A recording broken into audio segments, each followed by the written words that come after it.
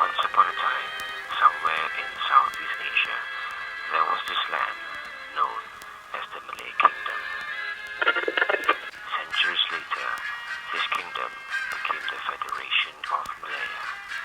Then, this federation united with North Borneo and Sarawak to become what is known to the world today as Malaysia. The rest, as they say, is history.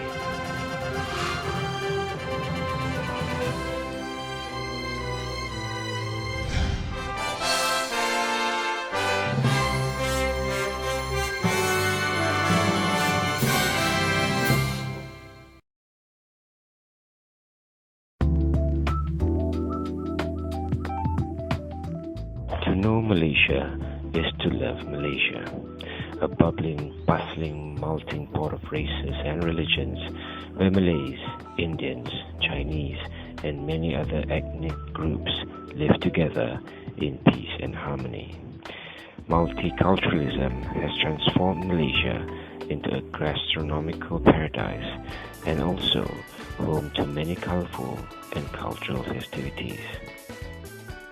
This diversity of culture is probably what Malaysia is best known for throughout the world, as highlighted with its Malaysia, Truly Asia catchphrase.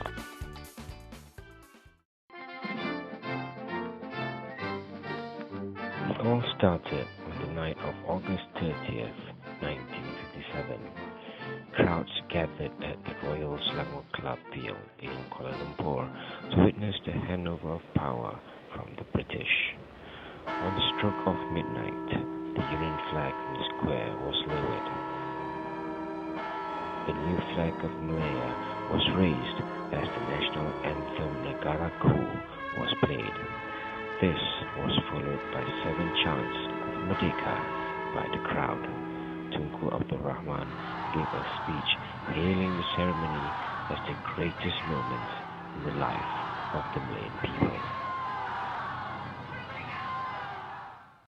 On the morning of Saturday, August 31st, 1957, the festivities moved to the newly completed Merdeka Stadium. More than 20,000 people witnessed the ceremony. Those in attendance include rulers of the Malay states, foreign dignitaries, members of the federal cabinet, and citizens. Berlangsung dengan gilang gemilangnya.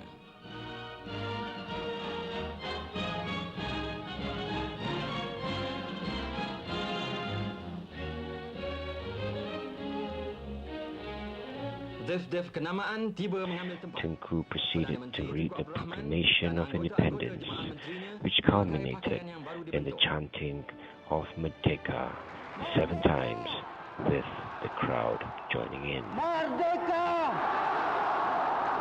Merdeka! Merdeka! The ceremony continued with the raising of the national flag of Malaya, accompanied by the national anthem being played and a 21-gun salute. This historic gathering marked the birth of one national identity.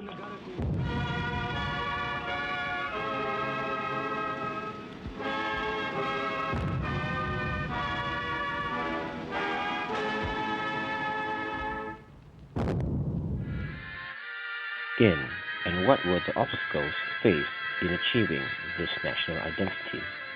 To elaborate on this matter, we visited Professor Dr. Khoo K. Kim, who is a prominent Malaysian historian and academician. According to Professor Khoo, racial integration was initiated during the British rule. By 1900, there was no Malay left in Kuala Lumpur.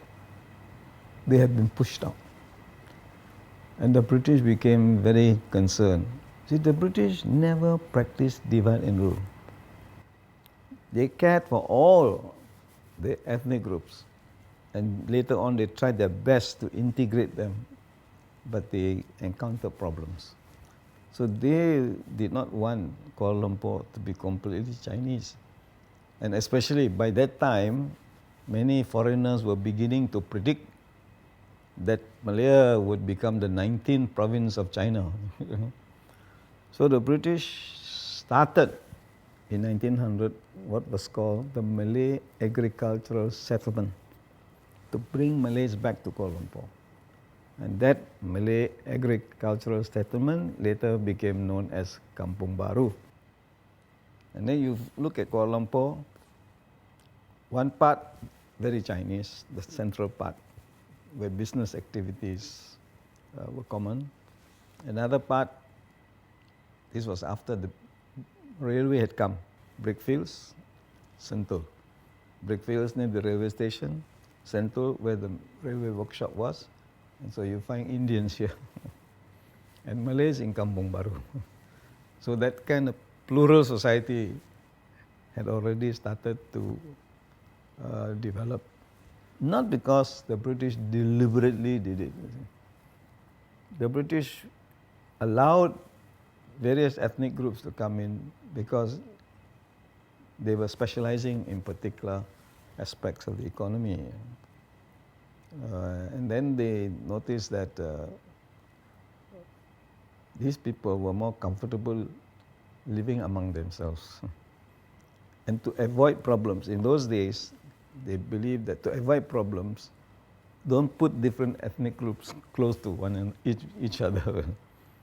So allowed them to live separately. What were the problems faced during that time with regards to racial integration? Everything seems to be rosy at first, with interracial marriages as proof of racial integration. But then, problems occurred. I think the Japanese period was one of the main reasons which caused racial antagonism in this country. At one time, as I said, they lived apart from one another. There were very few occasions when conflicts occurred. Very often the Chinese would fight among themselves more than with the Malays. But during the Japanese occupation, and even before then, the Chinese had been so involved in the Sino-Japanese War. Even here, many of them went back to China to join the nationalist army to fight the Japanese. They hated the Japanese. But when the Japanese came in, they managed to persuade the Malays not to oppose them, especially the Malays who did not like the British. So they worked with the Japanese and to oppose the British. During the Japanese occupation, therefore, the Japanese went about killing and torturing the Chinese and so on. For example, they closed down all Chinese schools. Of course, English schools as well. But they allowed Malay schools to go on. Yeah? And then the Japanese surrendered in the middle of August 1945. The British did not come back until early September. The Communist Party of Malaya took control of the country because they were the only ones who had weapons. Even during the Japanese occupation, they were fighting the Japanese with British support at that time. So they went about punishing people without trial. Malays became very, very upset. Those in Batu Pahat, and it so happened that those in Batu Pahat who first stood up to the communists were Banjaris. And this spread. A Chinese was communist and a Chinese was not. So in the end, they just hit out at every Chinese that they saw because they were so angry with the communists. So what did the British do to alleviate the racial tension? After the British had come back by early September, it took them until about April the next year before they finally solved the problem all over the place. But by then there was too much tension already. This was April 1946 when the problem, when the racial conflict ended.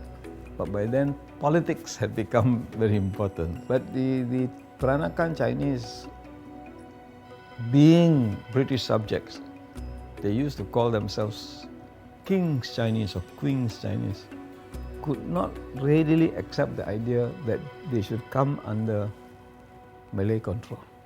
So when the British, as the years went by, tried to integrate the various communities and in the process create a nation state, they had problems. The British tried to unite the Malay states and, at the same time, integrate the Malays with the other races. But, as they would find out, it was not as easy as it seems.